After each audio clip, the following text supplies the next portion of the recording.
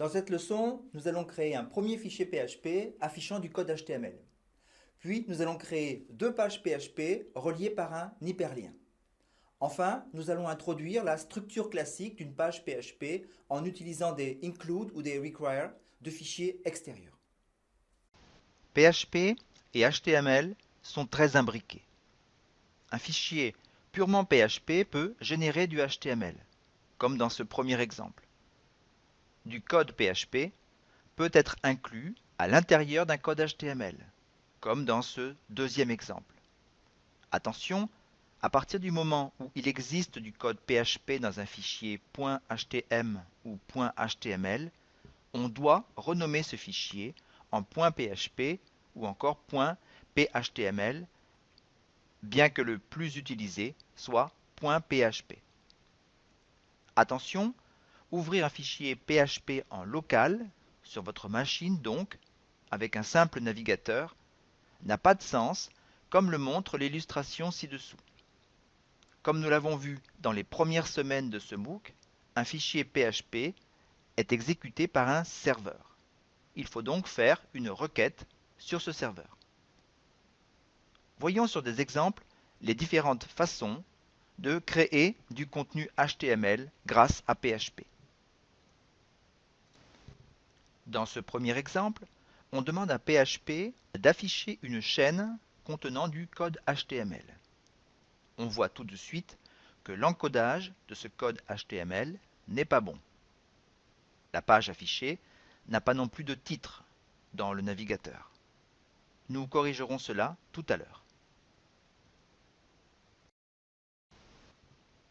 Dans cet exemple, on retrouve dans le fichier PHP la structure habituelle d'un document HTML. Déclaration, en-tête, corps. Le code PHP est simplement inséré à l'intérieur de ce document. À l'affichage, on voit que le titre du document est défini et que l'encodage est correct. On veillera à ne pas mélanger les syntaxes des commentaires HTML et PHP. Pour PHP, on a vu précédemment que l'on utilise deux slash pour une ligne et slash étoile et étoile slash pour encadrer un ensemble de lignes. Malgré son contenu manifestement essentiellement HTML, on notera que l'extension du document est PHP et non HTML. Vous pouvez essayer de le renommer avec l'extension HTML, ça ne marchera pas. Une chaîne de code HTML peut être relativement longue. Pour des raisons pratiques, on peut utiliser ce qu'on appelle des heredocs, qui permettent de répartir le code HTML sur plusieurs lignes à l'intérieur du code PHP.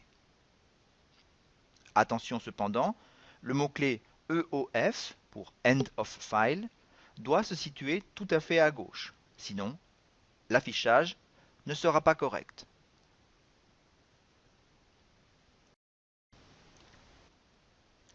Cet exemple nous montre plusieurs choses.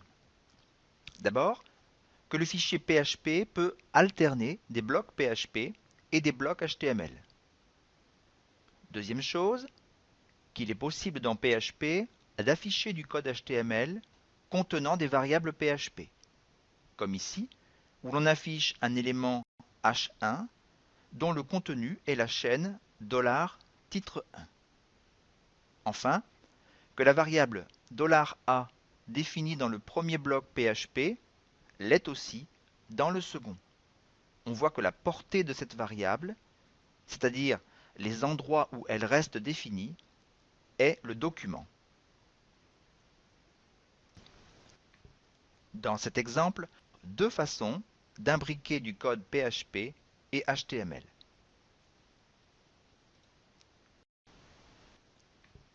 Dans cet exemple, pour des raisons de place, nous reproduisons seulement la partie de code située à l'intérieur des balises body.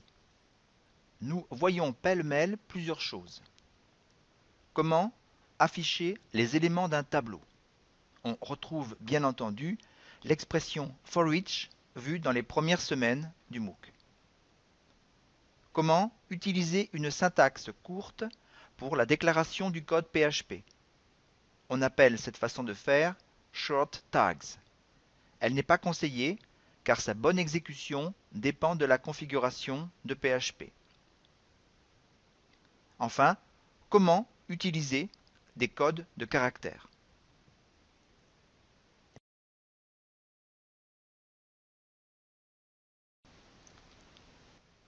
Dans cet exemple, nous voyons comment lier deux pages PHP. On affiche page 1.php, un lien conduit vers page 2.php et vice-versa. Rien de difficile, nous sommes en présence de deux contenus purement HTML dans des fichiers possédant une extension PHP. Nous constatons au passage que beaucoup de code est commun aux deux pages. Ce serait encore plus vrai si les pages contenaient un bandeau, une barre de menu, un pied de page, etc. Dans ce dernier exemple, voyons à présent comment rationaliser un peu le développement d'un petit site et mettre en place des bonnes pratiques. Une page d'un site web est généralement constituée des 4 blocs représentés sur la figure. Un bandeau, commun à toutes les pages. Un menu, dont le contenu est commun à toutes les pages permettant de naviguer de page en page dans le site. Un corps, qui est spécifique à cette page. Un pied de page, commun à toutes les pages. Dans le mini-site que nous souhaitons réaliser, toutes les pages auront cette structure. Nous allons procéder comme suit.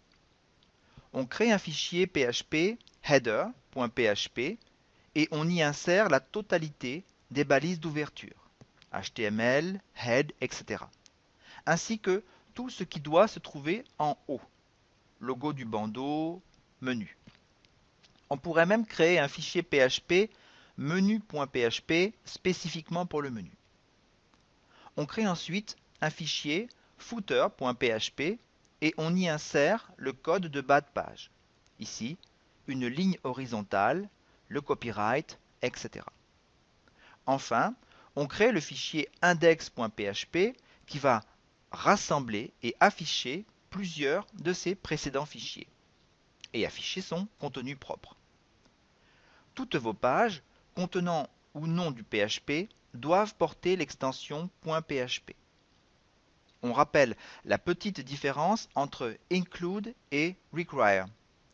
En cas d'erreur, require produit une erreur fatale qui stoppe le script, tandis que include n'émettra qu'une alerte et ne stoppera pas le script. À vous de jouer.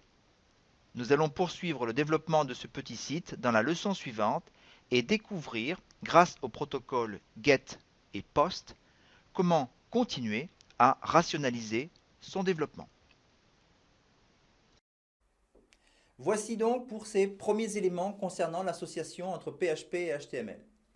Dans la leçon suivante, nous allons découvrir comment il est possible de transmettre des données de page en page et notamment comment PHP peut traiter des données fournies par un formulaire.